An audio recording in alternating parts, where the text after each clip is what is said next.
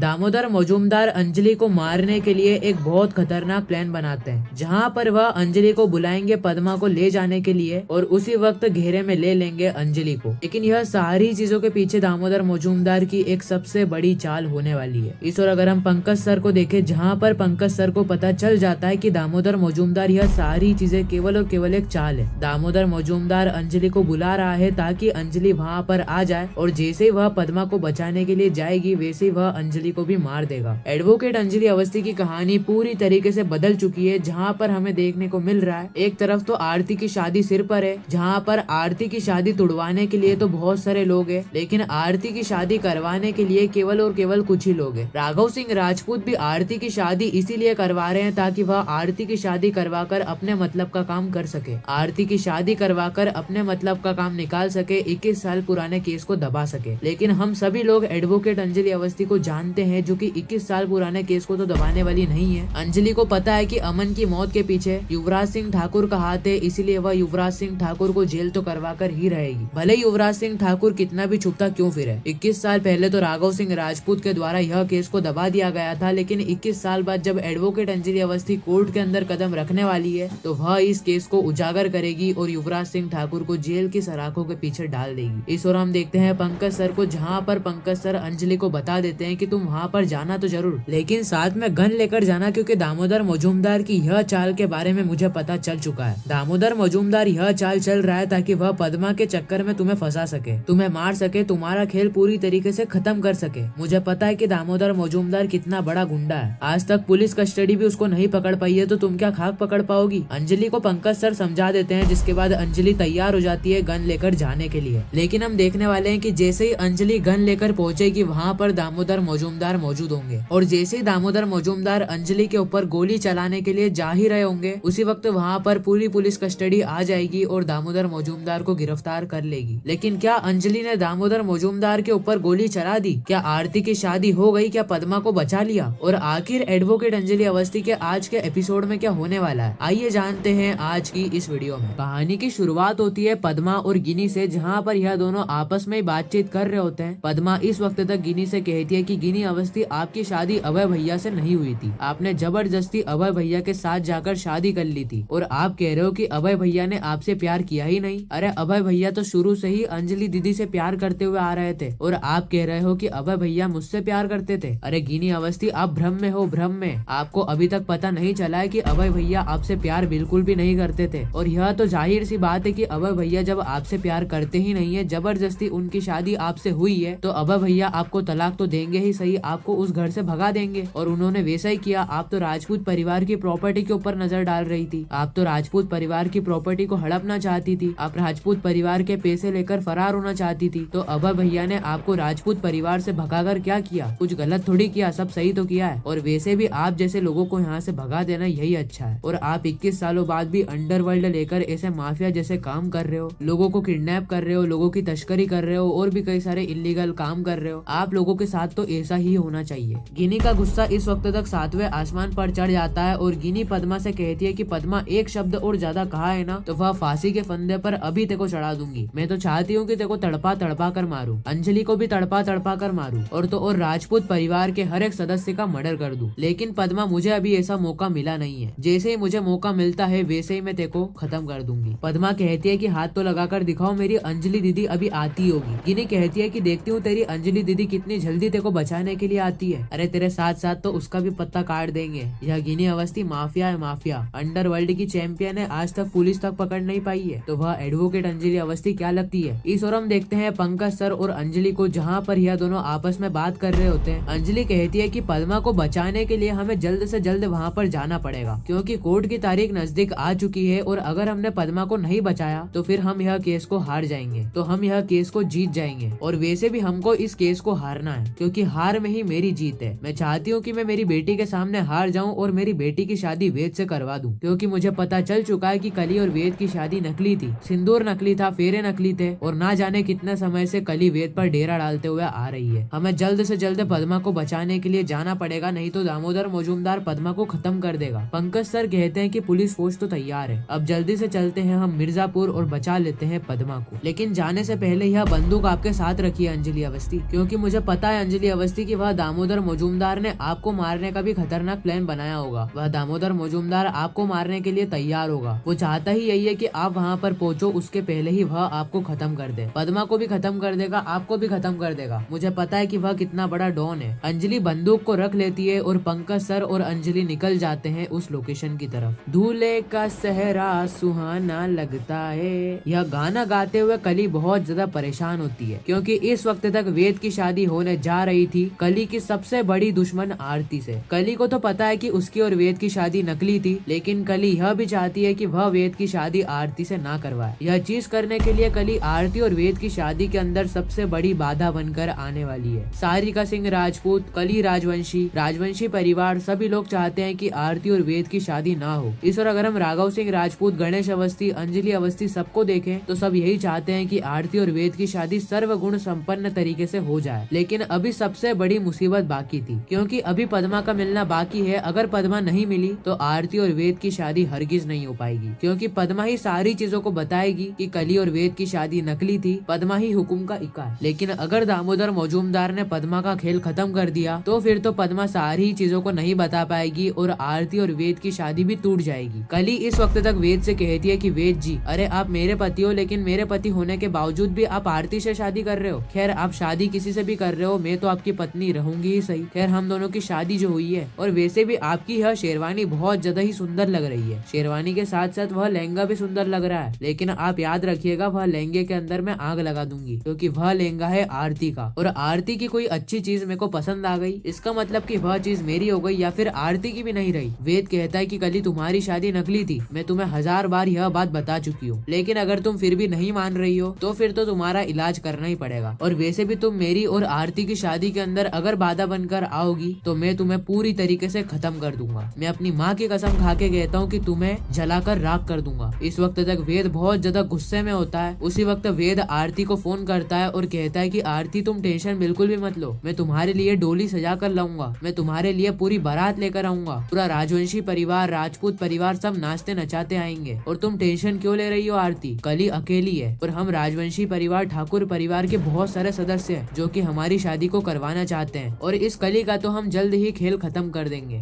और तुम इस कली से टेंशन मत लेना क्योंकि कली को तो हम पूरी तरीके से खत्म करके फेंक देंगे। आरती इस वक्त तक वेद से कहती है कि वेद जी वाह, आपकी बातों को सुनकर मेरे को बहुत अच्छा लगा। वेद कहता है कि आरती मैं तुमसे बहुत ज्यादा प्यार करता हूँ और तुम्हारे प्यार के लिए अगर मेरे को जान भी देना पड़े ना तो मैं जान भी दूंगा। आरती इस वक्त तक बहुत ज्यादा इमोशनल हो जाती है और वह वेद से कहती है कि वेद जी आई लव यू टू। इस और हम देखते हैं राजपूत परिवार को, जहाँ पर पूरा राजपूत परिवार एक साथ एकत्रित होता है। गौरव चिल्ला चिल्ला के पूरे राजपूत परिवार को बुला लेता है और कहता है कि अभय, यह अभय को देख रहे हो, अरे इसका दिमाग ठिकाने पर नहीं है। ये कह रहा है कि यह अंजलि से शादी करना चाहता है। अरे इसको पता नहीं है क्या अंजलि की उम्र क्या हो चुकी है, और इसकी शादी तो पहले से ही हो चुकी है। एक शादी होने के बाद दूसरी शादी करना यह तो इलीगल है, और ऐसी गंदी गंदी बातें कर रहा है। अगर अभय एक शब्द और ज्यादा कहा है ना तो मेरा तेरे ऊपर हाथ उठ जाएगा। अभय पूरे परिवार को कहता है कि मेरी और गिनी की शादी तो नकली थी, गिनी की शादी और मेरी शादी जबरदस्ती करवाई गई थी। जिस समय मैं गिनी से प्यार नहीं करता था बल्कि अंजलि से प्यार करता था, और मेरा पुराना प्यार अगर मैं वापस पाना चाहता हूँ तो इसमें दिक्कत क्या है। मैं अंजलि से प्यार करता हूँ, मैं अंजलि को पाना चाहता हूँ, इन सभी चीजों के अंदर दिक्कत क्या है। गौरव इस वक्त तक अभय के पास आता है और अभय को कहता है कि अभय एक शब्द और ज्यादा कहा है ना तो मेरा हाथ उठ जाएगा तेरे ऊपर। अरे राघव भैया इसको समझाओ। अरे अभय क्या कह रहा है, ये कह रहा है कि यह अंजलि से शादी करना चाहता है। अरे तेको पता भी है अंजलि की कितनी बड़ी बेटी है, अंजलि की उम्र क्या है, तेरी उम्र क्या है, अरे तू एक बार सोच कर तो देख। अभय कहता है कि गौरव भैया मैं सोच समझ के ही कह रहा हूँ। गौरव कहता है कि मेरा हाथ उठ जाएगा तेरे ऊपर अभय, एक शब्द और ज्यादा कहा है ना तो मैं तेरे को यहीं पर ही खत्म कर दूंगा। अभय कहता है कि गौरव भैया आप मेरे को हाथ तो लगा कर दिखाइए, फिर मैं आपको देखता हूँ कि आपने मुझे हाथ लगाया तो लगाया कैसे। अरे मैं अंजलि से प्यार करता हूँ, मतलब करता हूँ, मैं अपना प्यार पाना चाहता हूँ, इसमें दिक्कत क्या है। इस और हम देखते हैं युवराज, काव्या और महक को, जहाँ पर यह तीनों आपस के अंदर बातचीत कर रहे होते हैं। युवराज और काव्या मिलकर महक को बहुत ज्यादा चिल्ला रहे होते हैं और कहते हैं कि महक तुम्हारी अंजलि दीदी ने क्या कर लिया, ना तो तुम्हारी अंजलि दीदी एक अच्छी पत्नी बन पाई, ना एक अच्छी माँ बन पाई, और ना ही एक अच्छी एडवोकेट बन पाई। अरे तुम्हारी अंजलि दीदी तुम्हें बचाने आ रही है क्या? तुम्हारी अंजलि दीदी तो वहाँ पर ऐशो आराम से अपनी जिंदगी जी रही है, और वैसे भी वह अपनी आरती और वेद की शादी करवाने में बिजी है। वह तुम्हें बचाने के लिए कहाँ आएगी? और वैसे भी वह तो पद्मा को बचाने के लिए गई है ना। आज वह जैसे ही पद्मा को बचाने के लिए जाएगी वैसे ही उसका वहीं पर ही खेल खत्म हो जाएगा, और ना रहेगी अंजलि, ना रहेगी तेरी पद्मा दीदी, और ना रहेगी तू। महक यह सारी ही बातें राघव सिंह राजपूत को फोन करके बता देती है। लेकिन इस वक्त तक राघव सिंह राजपूत कहते हैं, महक बेटा, युवराज सिंह ठाकुर जो भी कह रहा था ना, वह सब सच कह रहा था। ना तेरी अंजलि दीदी रहेगी, ना ही पद्मा रहेगी, और ना ही तू रहेगी। और वैसे भी अंजलि ना ही एक अच्छी माँ बन पाई है, ना ही एक अच्छी पत्नी बन पाई है, और ना ही राजपूत परिवार की बहू बन पाई है। इस और हम देखते हैं अंजलि और पंकज सर को, जहाँ पर यह दामोदर मजूमदार के पास पहुँच जाते हैं। यह दोनों ही लोग दामोदर मजूमदार की कॉलर पकड़कर कहते हैं कि ए दामोदर मजूमदार, अरे तूने पद्मा को कहाँ पर कैद करके रख रखा है, हमको लोकेशन बता। लेकिन दामोदर मजूमदार पद्मा की लोकेशन बताने से मना कर देता है। दामोदर मजूमदार कहता है कि अंजलि तुम यहाँ पर आई कैसे, और वैसे भी तुम हमारे अड्डे पर आ चुकी हो, इसका मतलब तो यही है ना कि तुम्हारा खेल खत्म हो चुका है। अंजलि कहती है कि दामोदर मजूमदार, तुम्हारा हाथ तो बहुत चलता है, लेकिन तुमसे ज्यादा हाथ अगर किसी का चलता है तो वह है एडवोकेट अंजलि अवस्थी। यह एडवोकेट अंजलि अवस्थी तुम्हें पूरी तरीके से खत्म कर देगी, क्योंकि यह एडवोकेट अंजलि अवस्थी का हाथ है, कोर्ट में जिसकी बात चलती है और बाहर जिसका हाथ चलता है। और बस तू एक बार बता दे पद्मा कहाँ पर है और मेरी दीदी कहाँ पर है, उसके बाद तो तेरे को जेल के अंदर डाल दूंगी। तू जेल के अंदर बैठकर चक्की पीसना। मुझे पता है कि तू बोल नहीं सकता है, लेकिन तू सुन तो सकता है ना। अब तेरा भी खेल खत्म है। अंजलि वहाँ से भाग के जा रही होती है। उसी वक्त वहाँ पर एक इंसान अंजलि पर गोली चला रहा होता है, लेकिन पंकज सर बीच में आ जाते हैं और पंकज सर को गोली लग जाती है। बस इसी के बाद अंजलि ने ठान लिया था कि वह दामोदर मजूमदार को खत्म कर देगी। और इसका पार्ट 2 अगर आप चाहते हो तो नीचे कमेंट के अंदर पार्ट 2 जरूर लिखना। आने वाली कहानी में क्या हुआ वह सारी चीजें मैं आपको बताऊंगा पार्ट 2 के अंदर। बाकी नीचे हाइप का बटन दबा देना ताकि हमारी फिर से मुलाकात हो।